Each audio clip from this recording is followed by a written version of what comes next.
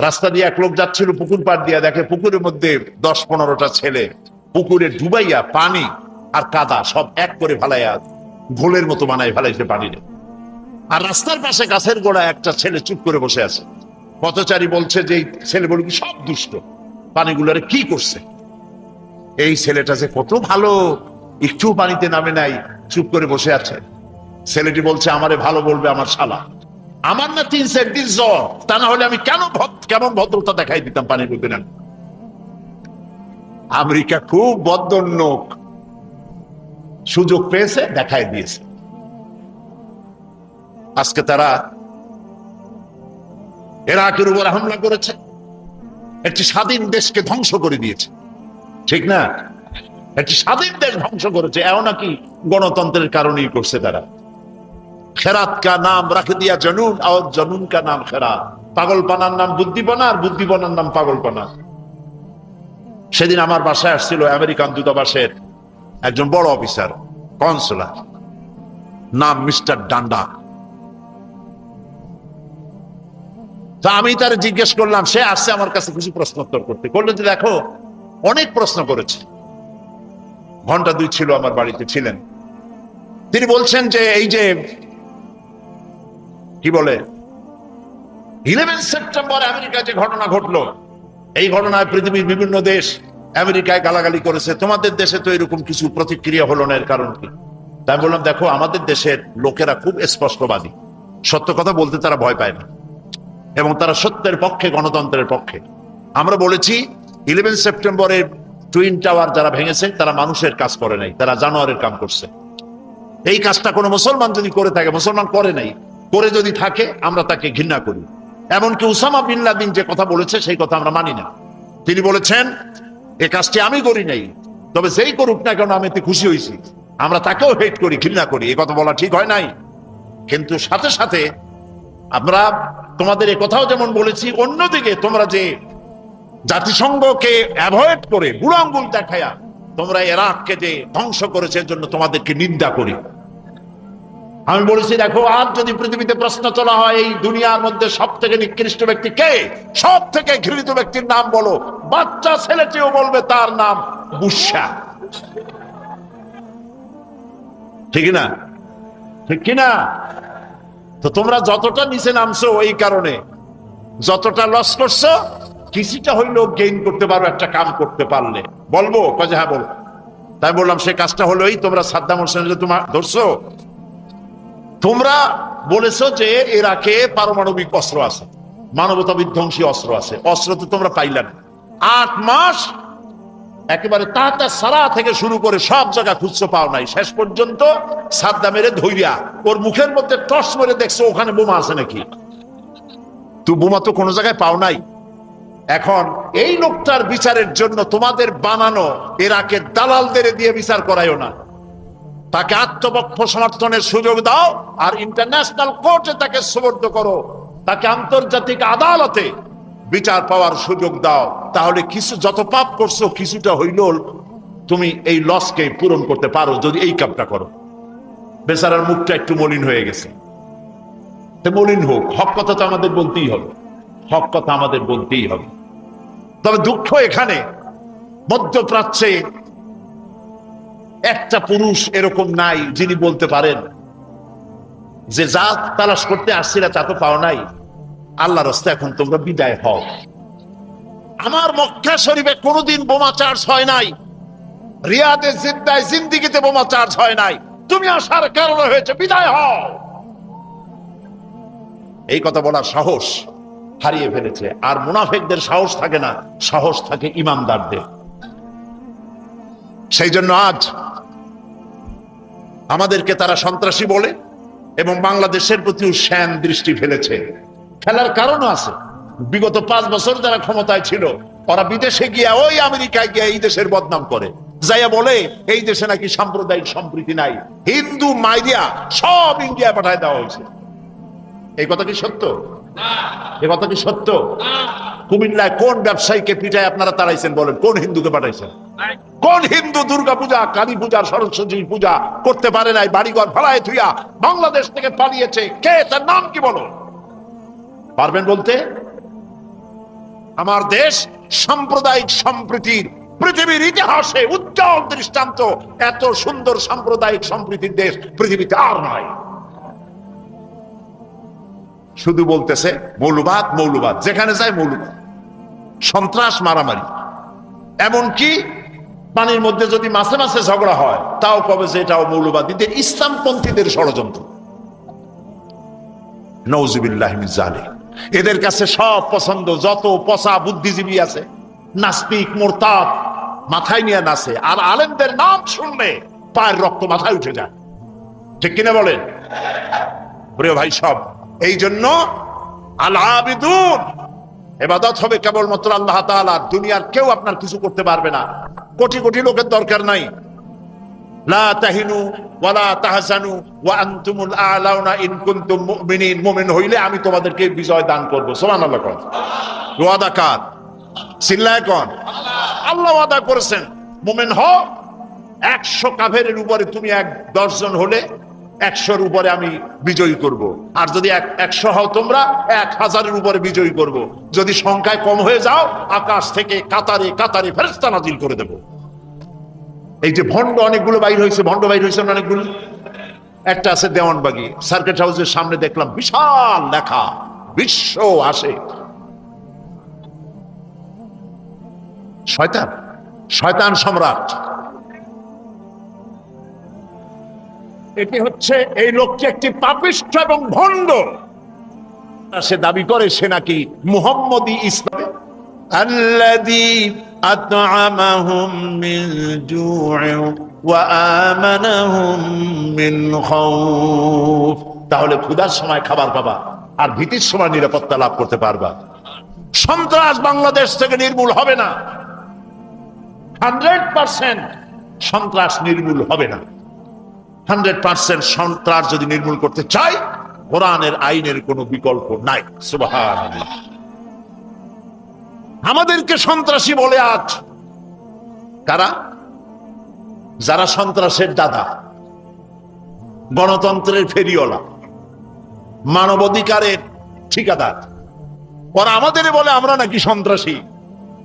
আমি ইউরোপ আমেরিকায় বক্তৃতা করেছি, আমরা সন্ত্রাসী না তোমরা সন্ত্রাসী। তোমাদের দেশ তো ঘুরে ঘুরে দেখলাম বছরের পর বছর বেলা 4টার সময় দোকানপাট বন্ধ হয়ে যায়। সৈয়দ আব্দুল মোহাম্মদ তাহের সাহেব অনেক দেশ ঘুরেছেন, আমাদের এম.এ. চৌধুরী সাহেব বহু দেশ ঘুরেছেন। বেলা 4টায় সব দোকানপাট বন্ধ হয়ে যায়। কেন বন্ধ করো?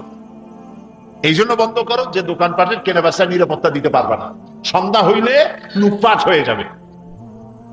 আর তোমরা করো আমাদেরকে নিন্দা, আমরা সন্ত্রাসী। আমাদের দেশে আসো, বাংলাদেশে। বাংলাদেশে কোন কোন বাজারে রাত 2:30 3টা পর্যন্ত বেচা বিক্রি হয়।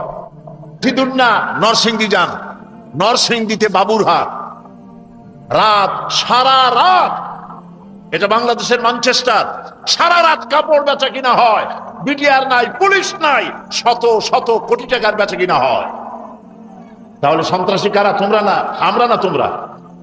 ওরাই সন্ত্রাসী। তোমাদের সভ্যতা আমরা জানি তোমরা কেমন সভ্য। ওয়েস্টার্ন সিভিলাইজেশন বলে অনেকে চিত হয়ে পড়ে মহব্বতের চোটে। ওদের ভদ্রতা, ওদের সভ্যতা আমরা দেখছি কদ্দুর সভ্য আর ভদ্র। মাত্র কয়েক বছর আগে 2.5 ঘন্টার জন্য বা 4-5 ঘন্টার জন্য বিদ্যুৎ ছিল না নিউ ইয়র্ক শহরে। হায় হায়, এই অন্ধকারে জনমের মতো জেনা করছে, মানুষ হত্যা করেছে, লুটপাট করেছে। আল্লাহ তাআলার সঙ্গে যারা এই চুক্তি অনুযায়ী কাজ করবে, আল্লাহ তাদেরকে জান্নাত দিবেন। সেই জান্নাতের সংখ্যা কয়টা বলেন? 8টা জান্নাতে আল্লাহ তাআলা সাজায় রাখছেন। 8টি কাজ করতে পারলে ওই জান্নাতে প্রবেশ করা যাবে। কোয়ালিটি কয়টা? 8টা। সূরা ফুরকানে আল্লাহ 8টা বলেছেন, জান্নাতের সংখ্যা 8টা, আর মুমিনদের কোয়ালিটি হতে হবে 8টা। সূরা তাওবার মধ্যেও ওই 8টা কোয়ালিটি আল্লাহ এখানে বলেছেন। সেই কোয়ালিটিগুলি শুনুন। আল্লাহ রাব্বুল আলামিন বলেন, التائبون العابدون الحامدون السائحون الراكعون الساجدون الآمرون بالمعروف والناهون عن المنكر والحافظون لحدود الله ওয়াবাশশিরিল মুমিনিন। আত-তাইবুন, বারবার প্রত্যাবর্তনকারী, বারবার তওবাকারী। আল আবিদুন, আর আল্লাহর তাঁর ইবাদতকারী। ওয়াল হামিদুন, এবং আল্লাহর প্রশংসাকারী। আস-সাইহুন, এবং পরিভ্রমণকারী। আর রাকিউন, আস-সাজিদুন, এবং আল্লাহর উদ্দেশ্যে রুকুকারী এবং সেজদাকারী। আল আমিরুন বিল মারুফ, সৎ কাজের আদেশ দানকারী। ওয়ান নাহুনা আনিল মুনকার, এবং অসৎ কাজ থেকে বিরতকারী। ওয়াল হাফিজুনা লিহুদুদিল্লাহ, আর আল্লাহর সীমানা সংরক্ষণকারী। ওয়াবাশশিরিল মুমিনিন, এই গুণসম্পন্ন লোকদেরকে আল্লাহর পক্ষ থেকে সুসংবাদ দাও। সুবহানাল্লাহ। মুমিনদের জন্য আল্লাহর সুসংবাদ দাও। কিসের সুসংবাদ? জান্নাতের সুসংবাদ। এখানে এই 8টি কোয়ালিটির ব্যাখ্যা আমি আপনাদের সামনে পেশ করতে চাই। প্রথমে হচ্ছে আত-তাইবুন। তওবা শব্দের অর্থ হচ্ছে ফিরে আসা। আত-তাইবুন, বারবার প্রত্যাবর্তনকারী। তওবাকারী মানে একবার তওবাকারী না, বারবার তওবাকারী। কেন? মানুষ বারবার গুনাহ করে। গুনাহ করাটাই মানুষের স্বভাব। গুনাহ করা অস্বাভাবিক না স্বাভাবিক বলেন? স্বাভাবিক কিনা? মানুষ মন থেকে যে কথা জিহ্বা দিয়ে উচ্চারিত হয়, এ কথা প্রভাব বিস্তার করে, ডানা না থাকলেও উঠতে সক্ষম হয়। তার মানে হলো, বান্দা যখন অন্তরের অন্তঃস্থল থেকে, মনের গহীন কন্দর থেকে একটিবার ডাক দেয় আল্লাহ। কি সুন্দর নাম! সুবহানাল্লাহ, সুবহানাল্লাহ। আমার আল্লাহর নাম কত মধুর! আল্লাহ নয় কিন্তু আল্লাহ। বলুন তো কি? আবার বলুন, আবারও বলুন। মনের মণিকোঠা থেকে মুহাব্বতের সাথে বান্দা যখন অশ্রুসিক্ত নয়নে একবার যদি ডাকে আল্লাহ, আল্লাহ রাব্বুল আলামিন ৭০ বার সাড়া দিয়া জিজ্ঞেস করেন, বান্দা কি চাও? আমি হাজির। আল্লাহরে ডাকার জন্য মাইকের দরকার নাই, আল্লাহকে ডাকার জন্য চিৎকার মারার দরকার নাই। মনে মনে ডাকলেও তিনি শোনেন, সশব্দে ডাকলেও শোনেন, ফিসফিস করে ডাকলেও তিনি শুনতে পান। বান্দা যখন ডাকেন, আল্লাহ তাআলা শুনায় দিয়েছেন, আমি তো বেশি দূরে নই। ওয়া নাহনু আকরাবু ইলাইহি মিন হাবলিল ওয়ারিদ। আমি তোমার শাহরগ, যে রগের উপরে তোমার মাথাটা বসানো, এই রগের চাইতে আমি তোমার বেশি নিকটবর্তী। আমার আল্লাহ এত কাছে। সুবহানাল্লাহ বলো। আল্লাহর চাইতে দয়াশীল আর কেউ নাই। কত দয়া! রহমতকে তিনি 100 ভাগ করছেন। সুবহানাল্লাহ কর। 100 ভাগ করছেন রহমত, দয়া। 100 ভাগ করিয়া একটা ভাগ ছড়াই দিয়েছেন তামাম পৃথিবীতে। আদম আলাইহিস সালাম থেকে নিয়ে কিয়ামত পর্যন্ত এই একটা ভাগ। একটু খুব মাথা খাটায় কথাটা শোনেন, বিবেক খাটায়া, মনোযোগ সহকারে। রহমতকে 100 ভাগ করে 99 ভাগ নিজের কাছে, একটি ভাগ ছড়ায় দিয়েছেন গোটা পৃথিবীতে। সেই একটি ভাগের মধ্য থেকে যতটুকুন মুরগি ভাগে পেল, মুরগি যেটুকুন পেয়েছে সেই মহব্বতে নিজের জীবনটাকে বাজি রেখে বাচ্চা বাঁচাবার জন্য শিয়ালের পিছনে দৌড়ায়। চিন্তা করছেন? যেটুকুন ভাগ মা পেয়েছে, মা আমার জন্য তার জীবন বেরিয়ে যায়, আমার জন্য, আমার সন্তানের জন্য আমার জীবন বেরিয়ে যায়। একটা ভাগের যেটুকুন পেলাম, তাতে যদি মহব্বতের এত তীব্রতা হয় বউয়ের জন্য, ছেলের জন্য, মায়ের জন্য, সন্তানের জন্য, তাহলে এই মহব্বতের 99টা ভাগ যে আল্লাহর কাছে বান্দার প্রতি তার কত দয়া। নবীজি বলেছেন, আমার সাহাবীরা শোনো, আল্লাহ রাব্বুল আলামিন বলেছেন, ও আমার হাবিব, কোন বৃদ্ধ মানুষ, কোন বুড়া মানুষ চলতে পারে না। এই লোকটি যখন আমার দরবারে হাত তুলে যখন কান্দে আর বলে, আল্লাহ, আগের মতো রোজগার করতে পারি না বলে সংসারে আমার কোনো দাম নাই, আমি আগের মতো চোখে দেখি না, আগের মতো কানে শুনি না, আগের মতো দাঁড়াইতে পারি না, হাঁটতে পারি না, কোন জায়গায় মূল্য নাই, দাম নাই। আর তোমার কাছে যে আমি চাইবো সাহসও পাই না, কারণ বিগত জীবনটা নাফরমানি করে কাটাইছি। তুমি করেছো মেহেরবানি, আমি করেছি নাফরমানি, চাওয়ার মতো পথ হারিয়ে ফেলেছি মাবুদ, তুমি ছাড়া আমার কেউ নাই।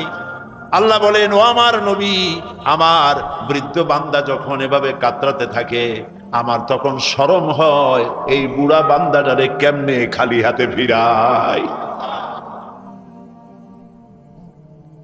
আল্লাহ রাব্বুল আলামিন জান্নাতে যাওয়ার জন্য যে 8টা কোয়ালিটি, 8টি গুণ বলেছেন, তার প্রথম গুণ হলো আত-তাইবুন, তওবাকারী, বারবার প্রত্যাবর্তনকারী, গুনাহ। এই যুগে রাসূলুল্লাহ বলেছেন, যদি কেউ 2টি কন্যা সন্তানের পিতা হয়, আর কন্যা দুটিকে যদি আদর করে, স্নেহ করে, ভালোবাসা দেয়, মহব্বত করে, দিন শিখায়, ইমান শিখায়, আর সাহায্য করে, কিয়ামত পর্যন্ত আল্লাহর সাহায্য ওই লোকটার জন্য অব্যাহত থাকবে।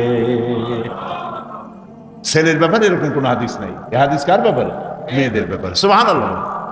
নবীজি আরো বলেছেন, 2 কন্যা সন্তানের পিতা কেউ যদি হয়, আর যদি তাদেরকে দ্বীন ঈমান শিখায়, আদব শিখায়, সৎপথ্যস্ত করে, কিয়ামতের দিন ওই 2 কন্যার পিতা আর আমি নবী মুহাম্মদ রাসূলুল্লাহ সাল্লাল্লাহু আলাইহি ওয়াসাল্লাম জান্নাতের ভেতরে পাশাপাশি অবস্থান করব। ইসলাম নারীকে অসম্মান করলো না মর্যাদা দিল? এর থেকে মর্যাদার কেউ দিছে? পুরুষের সমান অধিকার, স্ত্রীর সাথে মেয়ে লোক, পুরুষ লোক সমান, স্ত্রী আর স্বামী, স্বামী আর স্ত্রী সমান অধিকার। মর্যাদার দিক থেকে স্বামীর মর্যাদা 1 ধাপ বেশি, 1 ধাপ বেশি। অধিকারের দিক থেকে একদম সমান, 1 চুলও বেশি নয়, কম নয়। ইসলাম করেছে, সুবহানাল্লাহ।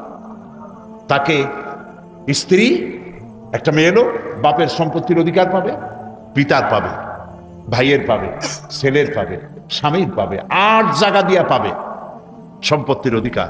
সাক্ষী দিতে পারবে, ভোট দিতে পারবে, কেনাবেচা করতে পারবে। আমাদের যারা শিখাইতে চায় সন্ত্রাসীদের দাদারা, ইউরোপ এবং আমেরিকার লোকেরা, ওরা তো নারীর ভোটাধিকার দিল সেই দিন ধর্মনিরপেক্ষ রাষ্ট্রের লোকেরা, আর আমরা দিছি অনেক আগে। সুবহানাল্লাহ বলে। কাজী নারীদের উপরে মধ্যযুগীয় ইউরোপে নারীদের উপর নির্যাতন করা করতো বলে ধর্মনিরপেক্ষতার প্রয়োজন ছিল। ইসলামে এই প্রয়োজন কোনোদিন দেখা দেয় নাই। বুঝে আসছে? এরপরে শিক্ষিত লোকদের উপর অত্যাচার করতো পাদ্রীরা, ধর্ম কর্তৃক রাজনীতি করে শিক্ষিত লোকদের উপর নির্যাতন করতো, মারধর করতো। ইসলাম কি তা করে? ইসলাম এই শিক্ষার ব্যাপারে কোরআন শরীফে প্রথম যে ওহী নাজিল হলো রাসূলের কাছে, নামাজ নয়, রোজা নয়, হজ নয়, যাকাত নয়, প্রথম ওহী যেটা নাজিল হলো সেটা ছিল ইকরা বিসমি রাব্বিকাল্লাযী খালাক, রিড এন্ড রিড, পড়ো, শিক্ষা গ্রহণ করো, পড়াটাই হলো প্রথম। আল্লাহর নবী বলেছেন, কিয়ামতের দিন শহীদের রক্ত আর জ্ঞানীর জ্ঞান চর্চার কালি দুটোকে মিজানে ওজন দেওয়া হবে। দেখা যাবে শহীদের রক্তের তুলনায় জ্ঞানীর জ্ঞান চর্চার কলমের কালির ওজন আল্লাহর কাছে বেশি হয়ে যাবে। রাসূলুল্লাহ বলেছেন, 1 ঘন্টা যদি কেউ জ্ঞান চর্চা করে, 60 বছর নফল ইবাদতের সওয়াব আল্লাহ আমলনামায় লিখে দিবেন। তাহলে জ্ঞানীদেরকে কি ঠকানো হলো না জিতানো হলো? শুধু তাই নয়, জেনারেল লিটারেসি, গণসাক্ষরতা, এই গণসাক্ষরতার সিস্টেম আপনারা চালু করেননি। গণসাক্ষরতার এই সিস্টেমে অভিযান চালু করেছেন সর্বপ্রথম বিশ্বনবী মুহাম্মদ রাসূলুল্লাহ সাল্লাল্লাহু আলাইহি ওয়াসাল্লাম। যুদ্ধের বন্দীরা যখন কাছে আসতো, রাসূলুল্লাহ নির্দেশ করতেন, কোন বন্দী যদি 10টি নিরক্ষর লোককে অক্ষর জ্ঞান দিতে পারে, ওর বিনিময়ে তাকে মুক্ত করে দেওয়া হবে। 1 ঘন্টা জ্ঞান চর্চা করা, আর সারা রাত লাইলাতুল কদরে হাজারে আসওয়াদের সামনে দাঁড়ায়া সারা রাত ইবাদত করলে যে সওয়াব, 1 ঘন্টা জ্ঞান চর্চায় তার থেকে বেশি সওয়াব। সুবহানাল্লাহ। জ্ঞানের দিকে উৎসাহিত করতে গিয়ে রাসূলুল্লাহ বললেন, উতলুবুল ইলমা ওয়ালাউ কানা বিসিন, চীনের মতো দূরতম দেশে গিয়েও যদি জ্ঞান অর্জন করতে হয়, তাও চীনে চলে যাও, জ্ঞান অর্জন করো। জ্ঞান হচ্ছে সবচেয়ে বড় জিনিস। তো ইসলাম জ্ঞানকে মর্যাদা দিল, সর্বাধিক মর্যাদা দিয়েছে। যে কারণে মধ্যযুগীয় ইউরোপে প্রয়োজন ছিল সেকুলারিজমের ধর্মনিরপেক্ষ মতবাদ।